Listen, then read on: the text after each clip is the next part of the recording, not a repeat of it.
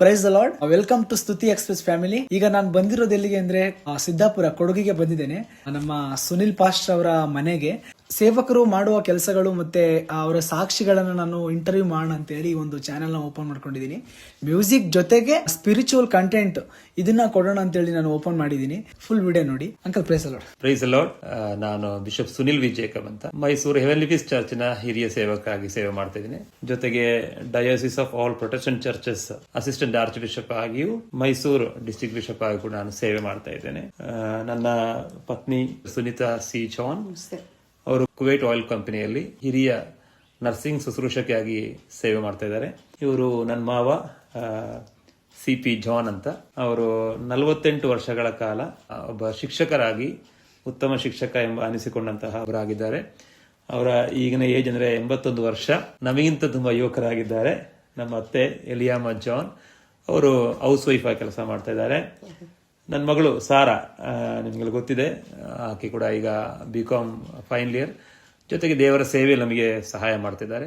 ನನಗೆ ದೇವರ ಸೇವೆಯ ಜೊತೆಗೆ ನಾನು ಡೈರಿ ಫಾರ್ಮ್ ಮತ್ತು ಗೋಟ್ ಫಾರ್ಮ್ಗೆ ಕನ್ಸಲ್ಟೇಷನ್ ಕೊಡ್ತೀನಿ.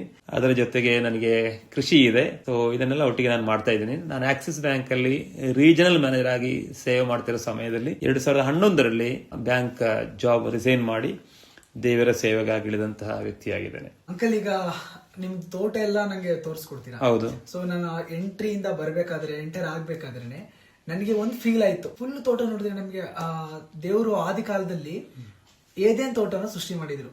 ನೀವು ಏದೇನ್ ತೋಟ ಅಂತ ಹೇಳುವಾಗ ನಾನು ನಿಮ್ಮೊಂದು ಪ್ರಶ್ನೆ ಕೇಳ್ತೀನಿ. ಏದೇನ್ ತೋಟದ ಯಾರ್ಯಾರಿದ್ರು ಹೇಳಿ? ಆದಮ ಮತ್ತೆ ಅವ್ವ. ಆದಮ ಮತ್ತು ಅವ್ವ ಆಯ್ತು. ಓಕೆ, ನಾವೆಲ್ಲಿದ್ದೀವಿ ಈಗ? ಕೊಡಗಲ್ಲಿದ್ದೀವಿ. ಕೊಡಗು ಯಾವ ರಾಜ್ಯಕ್ಕೆ ಸೇರಿದ್ದು? ಕರ್ನಾಟಕ ರಾಜ್ಯಕ್ಕೆ. ನಿಮ್ದು ವಿಷಯ ಗೊತ್ತಾ? ಆದಮ್ ಯಾವ ಭಾಷೆ ಮಾತಾಡ್ತಿದ್ದ ಗೊತ್ತಾ ನಿಮಗೆ? ಬೈಬಲ್ ಪ್ರಕಾರ ಇಬ್ರಿಯು. ಅದು ಬೈಬಲ್ ಬರೆದ ಭಾಷೆ. ಯಾವ ಭಾಷೆ ಮಾತಾಡ್ತಿದ್ರು? ಕನ್ನಡ ಮಾತಾಡ್ತಿದ್ದ. ಕನ್ನಡ? ಹೌದು. ಹೆಂಗೆ ಕನ್ನಡ? ಆದಮ್ ತನ್ನ ಹೆಂಡತಿ ಹಂಗೆ ಕರೆದ, ಅವ್ವ ಅಂತ ಕರೆದ. ನಿಮ್ಮ ಅವ್ವ ನಮ್ಮ ಅವ್ವ. ಇದಕ್ಕೆ ಅವ್ವ ಅಂದ್ರೆ ಕನ್ನಡ. ಸೊ ಆದಮ್ ಕನ್ನಡ ಭಾಷೆ ಮಾತಾಡಿದ ನಾನು ಹೇಳ್ತಾ ಇದ್ದೀನಿ. ಸಾಕ? ಸೂಪರ್. ನಿಮ್ಮ ತೋಟವನ್ನೆಲ್ಲ ನಂಗೆ ತೋರಿಸ್ಕೊಡಿ. ಅಂದ್ರೆ ಸೇವೆ ಮತ್ತೆ ಕೃಷಿ ಜನಕ್ಕೆ ಗೊತ್ತಾಗ್ಬೇಕು. ಮೈಕ್ ಮತ್ತೆ ಫುಲ್ ಫಿಟ್ಗೋಸ್ಕರ ಸೇವೆ ಅಂತ ಬರ್ತಾರೆ. ಸೊ ಕಷ್ಟಪಡ್ಬೇಕು, ಕಷ್ಟಪಟ್ಟು ಸೇವೆ ಮಾಡ್ಬೇಕು. ದೇವರು ಎಲ್ಲರನ್ನು ಸುಖವಾಗಿ ಇಡಕ್ಕೆ ನೋಡ್ತಾರೆ ನಿಜ. ಆದ್ರೆ ಕಷ್ಟ ಇಲ್ಲದೆ, ಕಷ್ಟ ಪಡ್ದೇನೆ, ಹಂತವಾಗಿ ಹೋಗ್ದೇನೆ ಅದು ವರ್ಕ್ ಆಗಲ್ಲ. ನೀವು ಅದ್ರ ಬಗ್ಗೆ ಏನ್ ಹೇಳ್ತೀರಾ? ನೋಡಿ, ಈಗಿನ ಕಾಲದಲ್ಲಿ ನಾವು ನೋಡ್ಬೇಕಾದ್ರೆ ಈ ಸೇವಕರಿಗೆ ಬೈಕು ಮೈಕು ಇದಿದ್ರೆ ಮಾತ್ರ ಸೇವೆ ಮಾಡುವಂತ ಒಂದು ಕಾಲದಲ್ಲಿದ್ದೇವೆ ನಾವು. ಆದರೆ ನಾನು ಒಬ್ಬ ಸ್ಯಾಲ್ರಿಡ್ ಪಾಸ್ಟ್ ಅಲ್ಲ. ನಾನು ಚರ್ಚಿಂದ ಸಂಬಳ ತೆಗೆದುಕೊಂಡು ಸೇವೆ ಮಾಡೋ ವ್ಯಕ್ತಿ ಅಲ್ಲ. ಬದಲಾಗಿ ನಮ್ಮ ಕೈಯಿಂದ ಹಾಗೂ ಸಹಾಯ ಮಾಡಿ ಸೇವೆ ಮಾಡೋ ವ್ಯಕ್ತಿ. ಏನು ಯೇಸು ಬೈಬಲ್ ಹೇಳಿದಾರೋ ಅದನ್ನು ನಾನು ಪಾಲನೆ ಮಾಡೋ ವ್ಯಕ್ತಿ. ನಾನು ಈ ಕೃಷಿ ಕಾರ್ಯಗಳನ್ನ ಯಾಕೆ ಇಟ್ಕೊಂಡಿದ್ದೆ ಅಂದರೆ, ನನಗೆ ನಾನು ಕೆಲವೊಂದು ಮಕ್ಕಳಿಗೆ ವಿದ್ಯಾಭ್ಯಾಸಕ್ಕೆ ಸಹಾಯ ಮಾಡ್ತಾ ಇದ್ದೀನಿ. ಸೊ ಅವರಿಗೆ ಅದು ಕೊಡಬೇಕಾದ್ರೆ ನನಗೆ ಏನಾದ್ರು ಇನ್ಕಮ್ ಬೇಕಾಗತ್ತೆ, ಅದಕ್ಕೆ ಕೃಷಿ ಮಾಡ್ತಾ ಇದ್ದೀನಿ. ಮತ್ತು ನನಗೆ ಹವ್ಯಾಸ, ನಮಗೆ ಒಳ್ಳೆ ಐಟಮ್ ಸಿಗಬೇಕು ಅಂತ ಹೇಳಿದ ಹವ್ಯಾಸ. ಆದ ಕಾರಣ ನನಗೆ ಇಲ್ಲಿ ಕೃಷಿಗಳಿದೆ. ಕೃಷಿ ಎಲ್ಲ ವಿಧವಾದ ಕೃಷಿ ಇದೆ. ಒಂದು ರೀತಿಯಲ್ಲಿ ಹೇಳಬೇಕು, ಕೊಡಗು ಜಿಲ್ಲೆಯಲ್ಲಿ ಸೂರ್ಯಕಾಂತಿ ಬೆಳೆ ಮಾಡಿ ಅದರಲ್ಲಿ ಎಣ್ಣೆ ತೆಗೆದ ವ್ಯಕ್ತಿ ಅಂದರೆ ನಾನು. ನನ್ನ ಹೆಸರು ಈ ಸರಿ ಇಲ್ಲಿ ಲೋಕಲ್ ಪಂಚಾಯತಿಯ ಕೃಷಿ ಇದರಲ್ಲಿ ನನ್ನ ಹೆಸರು ಸೂಚಿಸಲಾಯಿತು, ಅವರಿಗೊಂದು ಒಳ್ಳೆ ಕೃಷಿಕ ಎಂಬುದಾಗಿ. ಸೊ ಆ ರೀತಿ ಎಲ್ಲ ಇರುವಂತಹ ನಮ್ಮನ್ನು ಗುರುತಿಸೋಕೆ ಇಲ್ಲ ಆಗಿದೆ. ಎರಡನೇ, ನಮ್ಮ ಮಾವ ಅವರು ತುಂಬಾ ಸಪೋರ್ಟ್ ನನಗೆ ಎಲ್ಲ ವಿಷಯಕ್ಕೆ. ನಂದು ಐಡಿಯಾ ಮಾತ್ರ, ಆದ್ರೆ ಇದೆಲ್ಲ ನೋಡಿ ನಡೆಸೋದು ನನ್ನ ಮಾವ ಮತ್ತು ಅತ್ತೆ ಕೆಲಸ. ನಾನು ಫೋನ್ ಮಾಡಿ ಹೇಳ್ತೀನಿ, ವಾರದಲ್ಲಿ 2-3 ದಿನ ಇರ್ತೀನಿ. ಸೊ ಕೃಷಿಯಲ್ಲಿ ಸ್ವಾವಲಂಬಿ ಆಗಿರ್ಲಿಕ್ಕೆ ಎಲ್ರಿಗೂ ಕೃಷಿಗೆ ಮಾಡೋಕೆ ಜಾಗ ಸಿಗಲ್ಲ. ಆದರೆ ನಮ್ಮ ಮನೆಯಲ್ಲಿ ನಮ್ಮ ಖರ್ಚುಗಳಿಗೋಸ್ಕರ ಮಾಡ್ಲಿಕ್ಕೆ ಆಗುವಂತಹ ಈಗೆಲ್ಲ ತಂತ್ರಜ್ಞಾನಗಳು ತುಂಬಾ ಮುಂದುವರೆದಿದೆ.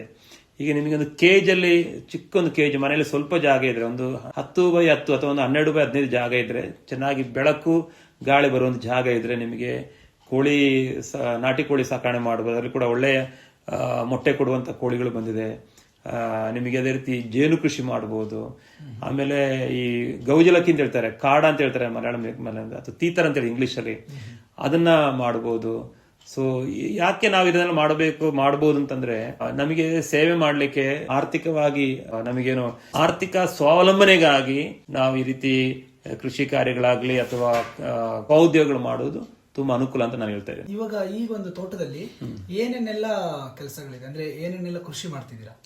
ನನಗೆ ಮೇನ್ ಆಗಿ ಕಾಫಿ, ಕೊಡಗು ಅದಕ್ಕನ್ನ ಕಾಫಿ ಇದೆ, ಎರಡನೇದಾಗಿ ಅಡಿಕೆ ಇದೆ, ಮೂರನೇದಾಗಿ ನಾವು ಜೇನು ಸಾಕಾಣೆ ಇದೆ. ನನಗೆ ನಾನು ತುಂಬಾ ಹೆವಿ ಎಂಟರ್ಪ್ರಿನರ್ ಅಲ್ಲ, ಬಟ್ ನಾನು ಕಾಫಿ ಹೂವಿನ ಜೇನು ಮಾತ್ರ ಸಂಗ್ರಹಣೆ ಮಾಡೋದ್ರಲ್ಲಿ ಮಾಡ್ತೀವಿ. ಯಾಕಂದ್ರೆ ಅದು ನಮಗೆ ವರ್ಷಕ್ಕೆ ಒಂದೇ ಸಾರಿ ಸಿಗುವಂಥದ್ದು, ಯಾಕಂದ್ರೆ ಈ ಕಾಫಿ ಹೂ ಅದರ ಬಾಳಿಕೆ ಕೇವಲ 3-4 ದಿನ ಮಾತ್ರ, ನಂತರ ಹೂ ಒಣಗೋಗುತ್ತೆ.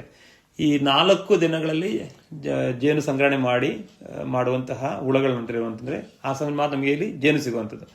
ಸೊ ಕಾಫಿ ಜೇನು ಸ್ಪೆಷಲ್ ಆಗಿ ನಾನು ಮಾಡ್ತಿದ್ದೀನಿ. ಮತ್ತೆ ನಮ್ಮ ಖರ್ಚಿಗೆ ಅಂತ ಸ್ವಲ್ಪ ನಾಟಿ ಕೋಳಿ, ಬಾತುಕೋಳಿ, ಆಮೇಲೆ ಸ್ವಲ್ಪ ಮೀನು. ನಾವು ಗದ್ದೆ ಕಡೆ ಹೋದ್ರೆ ನಮಗೆ ಮರಗೆಣಸಿದೆ, ಕ್ಯಾಬೇಜ್ ಹಾಕಿದ್ದೇವೆ, ಬೀಟ್ರೂಟ್ ಹಾಕಿದ್ದೇವೆ, ಜೋಳ ಇದೆ, ನಮಗೆ ಬಾಳೆ ಗಿಡ ಇದೆ, ಅಡಿಕೆ ಇದೆ, ಕಾಲಿಫ್ಲವರ್, ಹಾಗಲಕಾಯಿ ಇದೆ. ಎಲ್ಲಾ ಕೃಷಿಗಳು ನಮ್ಮಲ್ಲಿ. ನೀವು ನಮ್ಮ ಮನೆ ಬಂದ್ರೆ ಅಂಗಡಿಯಿಂದ ತರುವ ಐಟಮ್ ಬಾರಿ ಕಡಿಮೆ. ನಾವು ಅಂಗಡಿಯಿಂದ ತರೋದು ಟೊಮೆಟೊ ಕೂಡ ಆಗುತ್ತೆ, ಟೊಮೆಟೊ ಮತ್ತೆ ಈರುಳ್ಳಿ ಇದು ಮಾತ್ರ ಹೊರಗಡೆ ತರ್ತೀವಿ, ಬಾಕಿ ಎಲ್ಲವೂ ನಮ್ಮಲ್ಲೇ ಇದೆ. ಕಂಪ್ಲೀಟ್ ಆಗಿ ದೇವರು ನಿಮ್ಮನ್ನ ಈ ತರ ಇಟ್ಬಿಟ್ಟಿದ್ದಾರೆ, ಏನೇನ್ ತೋಟದೊಳಗಡೆ ನೀರಿ ಅಂತ ಇಟ್ಟಿದ್ದಾನೆ ಅಂತ ಅನ್ಸುತ್ತೆ. ಅದು ಇನ್ನೊಂದೇನಪ್ಪ ಅಂದ್ರೆ ದೇವರದ ಗಿಫ್ಟ್ ನನಗೆ ಇದಲ್ಲದೆ ಮಂಗಳೂರು ಜಾಗ ಇದೆ, ನನ್ನ ಅಪ್ಪ ನನಗೆ ಕೊಟ್ಟ ಜಾಗ. ವಿಶೇಷತೆ ಅಂದ್ರೆ ನಾನು ವಾಕ್ಯ ನಂಬೋ ವ್ಯಕ್ತಿ, ಬೈಬಲ್ ಜಾಸ್ತಿ ನಂಬೋ ವ್ಯಕ್ತಿ, ಅದರ ಪ್ರಕಾರ ನಡೆಯುವ ವ್ಯಕ್ತಿ. ನನ್ನ ಅಪ್ಪ ನನಗೆ ಜಾಗ ಕೊಟ್ಟದ್ದು ಗುಡ್ಡದ ಜಾಗ. ಗುಡ್ಡ ಅಂದ್ರೆ ಅಲ್ಲಿ ನಿಮಗೆ ಒಂದು ಗಂಟೆ ಅರ್ಧ ಗಂಟೆ ಇದ್ರೆ ನಿಮಗೆ ಶ್ವಾಸ ತೆಗೆ ಕಷ್ಟ ಆಗುತ್ತೆ, ಅಷ್ಟು ಹೆವಿ ಗುಡ್ಡ, ಹೆವಿ ಗಾಳಿ ಇರೋ ಜಾಗ. ಅಲ್ಲಿ ರಬ್ಬರ್ ಕೃಷಿಯಲ್ಲಿ ನನ್ನ ತಮ್ಮಂದಿರ ಪಾಲಿಗೆ ಸಿಗುವಂತ ರಬ್ಬರ್ ಶೀಟ್ ಸಿಗುತ್ತಲ್ವಾ, ಅವರಿಗಿಂತ ನನಗೆ 10 ಶೀಟ್ ಕಮ್ಮಿ ಸಿಗುದು. 10 5 kg ಅಷ್ಟು ರಬ್ಬರ್ ಸಿಗುದು ಕಡಿಮೆ ಪರ್ ಡೇ. ಸೊ ಆ ಗುಡ್ಡದ ಜಾಗದಲ್ಲಿ ನಾನು ಜೊತೆಗೆ ನಾನು ಬೋರ್ವೆಲ್ಗೆ ನೀರು ನೋಡ್ತೀನಿ, ಕೆಲವು ಜಾಗಗಳಲ್ಲಿ ನೋಡಿದ್ದೇನೆ. ನಾನು ನೋಡಿದಲ್ಲಿ ಎಲ್ಲಾ ಕಡೆ ನೀರು. ಹೌದು, ತೆಂಗಿನಕಾಯಲ್ಲೇ ನೋಡುವಂಥದ್ದು. ಸೊ ಹಾಗೆ ನಾನೇನ್ ಮಾಡಿದೆ, ನನ್ನ ಸ್ವಂತ ಜಾಗದಲ್ಲಿ ಒಂದು ಕಡೆ ಪಾಯಿಂಟ್ ಮಾಡಿದೆ, ಬೋರ್ವೆಲ್ ಹೊಡಿಸಿದೆ, ಅದರಲ್ಲಿ ಒಳ್ಳೆ ನೀರು ಬಂತು. ಆ ನೀರಿಂದ ಆ ಗುಡ್ಡ ಜಾಗವನ್ನ, ನೀವೇನು ಏದನ್ ತೋಟ ಅಂತ ಹೇಳಿದಿರೋ ಆ ಗುಡ್ಡದ ಬರಡು ಜಾಗದಲ್ಲಿ ನಾನು ಅಡಿಕೆ ಕೃಷಿ ಮಾಡಿ ಈಗ ನನ್ನ ಕಾಯಿ ಫಲ ಕೊಡ್ತಾ ಇದೆ ಇವಾಗ ಸ್ಟಾರ್ಟಿಂಗ್ ಅಲ್ಲಿ. ಅಂದ್ರೆ ದೇವರ ಮಕ್ಕಳಿಗೆ ಮರುಭೂಮಿಯನ್ನು ಕೂಡ ದೇವರು ಚೆನ್ನಾಗಿ ಮಾಡಿಕೊಡ್ತಾರೆ ಎಂಬುದು ನನ್ನ ಅನುಭವದ ಸಾಕ್ಷಿ, ನಂಬಿಕೆ. ಹೌದು, ದೇವರ ಮೇಲೆ ನಂಬಿಕೆ, ದೇವರ ವಾಕ್ಯದ ಮೇಲೆ ನಂಬಿಕೆ. ಹೌದೌದು. ಈಗ ನಾನು ನಿಮ್ಗೆ ಇನ್ ಡೀಟೇಲ್ ಆಗಿ ಕೃಷಿ ಮತ್ತೆ ಅವ್ರು ಏನೇನು ಕೆಲಸ ಮಾಡ್ತಾರೆ ಪ್ರತಿಯೊಂದನ್ನು ಇನ್ ಡೀಟೇಲ್ ಆಗಿ ಮಾತಾಡ್ತಾ ನಾವು ನಿಮ್ಗೆ ಇನ್ಫಾರ್ಮೇಶನ್ ಕೊಡ್ತೀವಿ. ಇದೇ ತರ ಸುಮಾರು ಸೇವಕರುಗಳನ್ನ ನಾನು ಅವರ ಸಾಕ್ಷಿಯನ್ನ ಕೇಳಲಿಕ್ಕೆ ಮತ್ತೆ ಅವರನ್ನ ಇಂಟರ್ವ್ಯೂ ಮಾಡಲಿಕ್ಕೆ, ಅವರ ಒಂದು ಜೀವನ ಶೈಲಿಯನ್ನ ನಿಮ್ಮ ಮುಂದೆ ಇಡ್ಲಿಕ್ಕೆ, ಸೇವೆ ಅಂದ್ರೆ ಏನು, ಮೇನ್ ಉದ್ದೇಶ ಸೇವೆ ಅಂದ್ರೆ ಹೆಂಗಿರುತ್ತೆ, ಯಾವ ತರ ಇರುತ್ತೆ, ಎಷ್ಟೆಲ್ಲ ಕಷ್ಟಗಳನ್ನು ಹಾದು ಹೋಗಿರ್ತಾರೆ, ಇದನ್ನೆಲ್ಲ ನಿಮ್ಗೆ ತೋರಿಸ್ಕೊಡ್ಲಿಕ್ಕೋಸ್ಕರ ಈ ಸ್ತುತಿ ಎಕ್ಸ್ಪ್ರೆಸ್ ಅನ್ನು ನಿಮ್ಮ ಮುಂದೆ ತಂದು ಇಡ್ತಾ ಇದ್ದೇನೆ. Stay tune. Thank you so much.